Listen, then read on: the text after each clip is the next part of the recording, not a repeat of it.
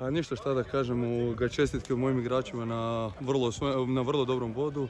Mislim da smo utakmicu u prvom poluvremenu da je bila izjednačena, drugo su nažalost domaći bili bolji i eto valjda naša borbina se isplatila nas u zadnjem napadu i nama bod kod 3 boda.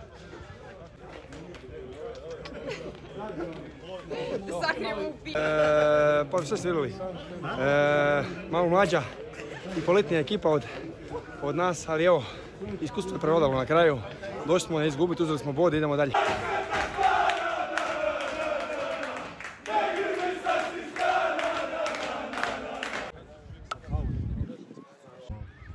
Ne možemo biti zadovoljni iz razloga što primiš u zadnjoj sekundi gola, ali to je nogomet i šteta.